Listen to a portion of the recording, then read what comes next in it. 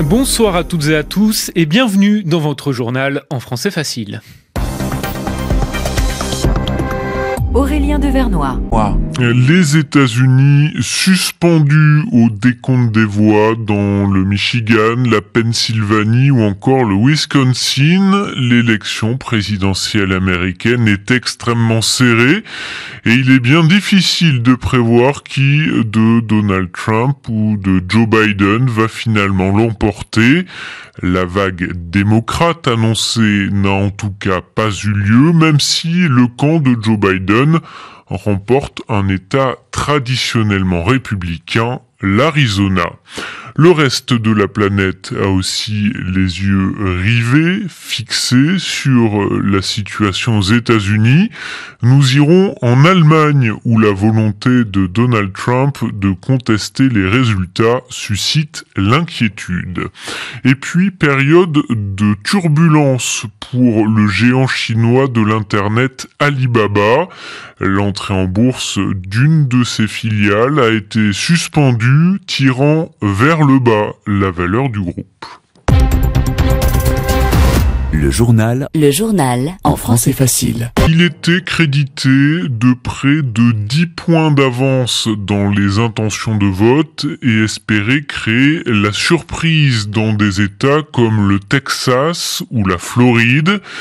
Mais les choses se sont compliquées pour Joe Biden dès l'annonce des premiers résultats de l'élection présidentielle américaine la nuit dernière.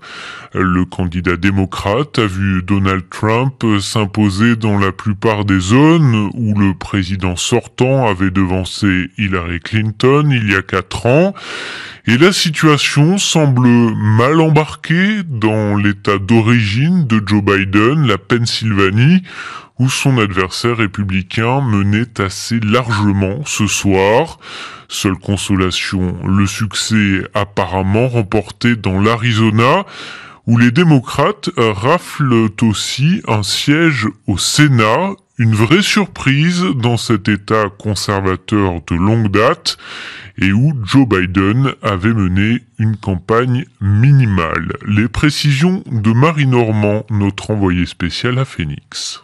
Une seule visite de Joe Biden en Arizona sans public contre 6 pour Donald Trump devant des milliers de personnes.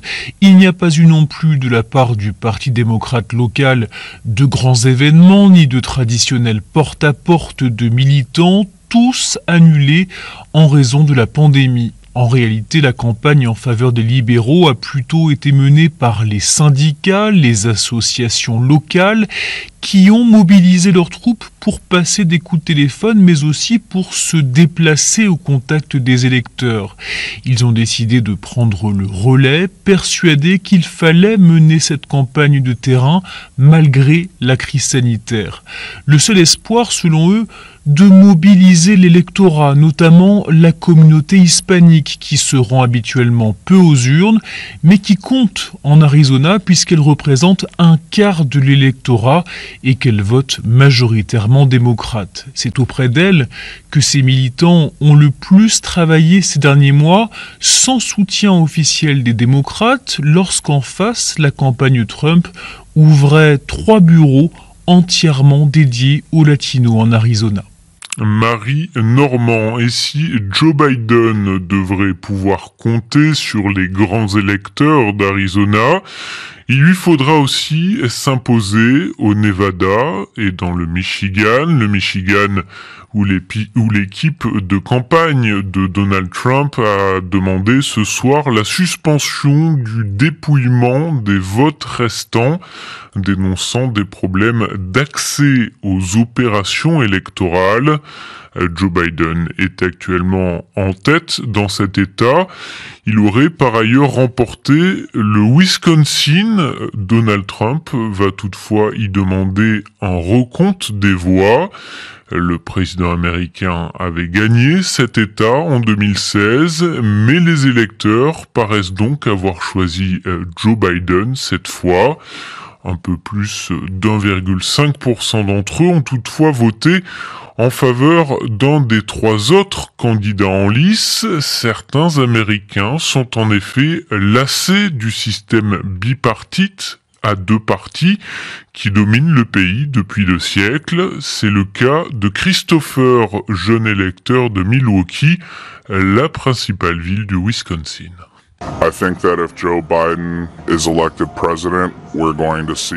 Je pense que même si Joe Biden était élu, on verrait 4 années de plus de ce que nous avons déjà vécu sous Donald Trump. À la seule différence peut-être que les racistes, ces gens qui portent de la haine dans leur cœur, se retireraient dans le sous-bois au lieu d'être là sur la place publique. Mais après Joe Biden, il y aura un autre Donald Trump et après ça un autre Joe Biden et ainsi de suite. La seule solution, c'est le démantèlement du gouvernement américain et d'apporter un vrai changement avec le candidat d'un 3e parti afin de s'opposer au monopole politique que détiennent les 2 partis. Républicains et démocrates sont les 2 revers d'une même médaille. Pourtant, les options, les personnes géniales et talentueuses qui pourraient diriger notre pays ne manquent pas. Que ce soit au poste de président, sur des postes d'élus au Congrès, ou des sénateurs, ou même des maires.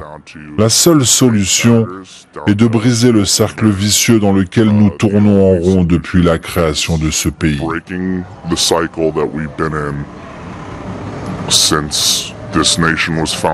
Des propos recueillis par notre envoyé spécial dans le Wisconsin, Stéphanie Schuller. Les résultats de l'élection américaine attendus avec une certaine impatience un peu partout sur la planète, mais le scénario qui se dessine suscite aussi de l'inquiétude. Exemple en Allemagne où la déclaration la nuit dernière de Donald Trump se proclamant vainqueur de l'élection sans attendre le décompte de tous les votes, a suscité de nombreuses réactions négatives. La correspondance à Berlin de Pascal Thibault. La situation aux États-Unis est très explosive et peut déboucher sur une crise constitutionnelle. C'est quelque chose qui doit tous nous préoccuper. La ministre allemande de la Défense, Annegret Kramp-Karrenbauer, s'est inquiétée ce matin des déclarations de Donald Trump se proclamant vainqueur avant même la fin du décomptage des voix. Les propos de la ministre chrétienne-démocrate recoupent d'autres réactions en Allemagne. Le ministre des Finances Olaf Scholz, par ailleurs candidat social-démocrate à la chancellerie l'an prochain, s'est montré encore plus explicite en exigeant un décompte de tous les bulletins. Même tonalité dans l'opposition. Le patron du Parti libéral, Christian Lindner, parle d'une rupture avec la tradition et les règles et estime que l'attitude de Donald Trump dépasse tout ce qui était imaginable. Les réactions des Verts et de Die Linke sont similaires. Déjà, certains responsables évoquent les conséquences qu'aurait une réélection de Donald Trump. À gauche, notamment, on plaide chez les sociodémocrates et les Verts pour une plus grande prise de distance de l'Europe à l'égard des États-Unis. Seul le parti d'extrême droite alternative pour l'Allemagne se démarque avec un soutien résolu en faveur du président sortant. Pascal Thibault, Berlin RFI. En Autriche, le gouvernement a reconnu des défaillances dans le suivi de l'auteur de l'attentat qui a fait 4 morts à Vienne lundi. Ce sympathisant du groupe État islamique qui a revendiqué l'attentat avait été libéré de prison par anticipation après avoir trompé le programme de déradicalisation auquel il participait. Les services de renseignement autrichiens auraient également ignoré une alerte venue de la Slovaquie voisine, indiquant que le jeune homme cherchait à obtenir des munitions d'armes à feu. Le président français Emmanuel Macron, l'un des premiers à réagir après l'attaque, se rendra lundi à Vienne pour rencontrer le chancelier Sebastian Kurz. La France qui a dissous ce mercredi l'antenne française du mouvement ultranationaliste turc, les Loups Gris. Le groupe est accusé par le gouvernement français d'incitation à la discrimination et à la haine et d'être impliqué dans des violences ayant notamment visé la communauté arménienne de France. Une dissolution dénoncée par la Turquie qui a promis de répliquer fermement. Un mot d'économie avec ce coup dur pour le géant asiatique Alibaba, alors que sa filiale Ant Group, leader du paiement en ligne, devait entrer en bourse dans 2 jours. Le Shanghai Stock Exchange a décidé de suspendre son introduction qui s'annonçait record. Résultat, l'action Alibaba a dégringolé de 7,54% à Hong Kong et de 8,13% à Wall Street. Les précisions de Patricia Lecomte. La double cotation aux bourses de Shanghai et de Hong Kong de Ant Group avec son application Alipay était très attendue des investisseurs. La filiale de services financiers d'Alibaba, qui compte plus de 700 millions d'utilisateurs par mois, devait pour l'occasion lever plus de 34 milliards de dollars, mais les autorités chinoises en ont décidé autrement. Lundi dernier, le fondateur et milliardaire d'Alibaba, Jack Ma, accompagné des 2 dirigeants de Ant Group, ont été convoqués par la Banque centrale et les régulateurs des marchés financiers pour un entretien réglementaire à huis clos. Il leur a été reproché de ne pas respecter les exigences de cotation en matière de divulgation d'informations, obligeant le milliardaire à reporter l'opération. Très populaire auprès des Chinois, Ant Group a décidé d'étendre son activité vers le secteur de la finance en proposant des prêts personnels ou à la consommation, de la gestion de patrimoine ainsi que de l'assurance. Mais en investissant ce territoire, Ant Group est en passe de devenir une institution financière forte et influente et de plus empiète sur le secteur bancaire public, ce qui ne plaît pas forcément au gouvernement chinois.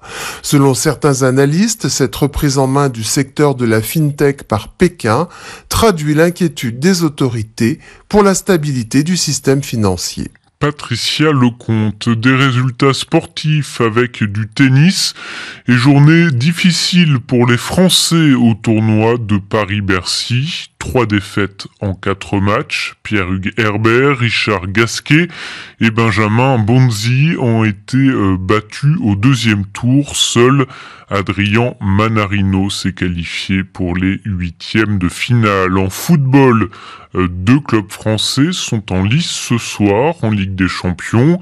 Le Paris Saint-Germain joue sur la pelouse du RB Leipzig en Allemagne, alors que Rennes se déplace à Londres pour affronter Chelsea. Et c'est ainsi que se termine votre journal en français facile. Merci de votre fidélité.